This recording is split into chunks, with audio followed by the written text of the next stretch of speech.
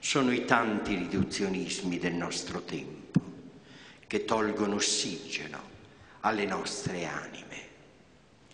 La Chiesa di Trieste non cederà ad alcun riduzionismo ideologico. Sono parole dolci e forti quelle che il nuovo vescovo di Trieste pronuncia nella sua prima omelia all'inizio del suo ministero pastorale davanti a una folla di oltre 1200 fedeli. Forte la critica alla postmodernità, dolce l'abbraccio alla sua nuova diocesi. Sacerdote rodigino di Villadose, vescovo da 8 anni, segretario del Pontificio Consiglio Giustizia e Pace, arriva scortato sul piazzale della cattedrale di San Giusto. Lo accoglie il suo predecessore Eugenio Ravignani, gli amministratori del Friuli Venezia Giulia, la sua nuova comunità diocesana. Gli sono accanto il presidente del Pontificio Consiglio Giustizia e Pace, il cardinale Renato Raffaele Martino, e il patriarca di Venezia Angelo Scola, presidente della Conferenza Episcopale Triveneta.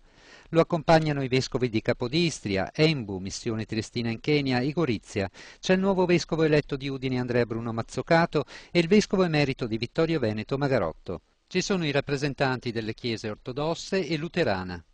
Monsignor Giampaolo Crepaldi si spende in 1000 sorrisi alle espressioni di affetto della comunità diocesana e di quella civile. Ascolta attentamente il saluto del sindaco Roberto Di Piazza che chiede consigli per dare forza allo sviluppo di questa terra. Città bellissima, la definisce Monsignor Crepaldi, ricca di storie e capace di far fronte con forza e coraggio alle terribili vicende che ha vissuto. Città di confine, la definisce, ma nel significato profondo di questo termine, vale a dire città con gli stessi fini.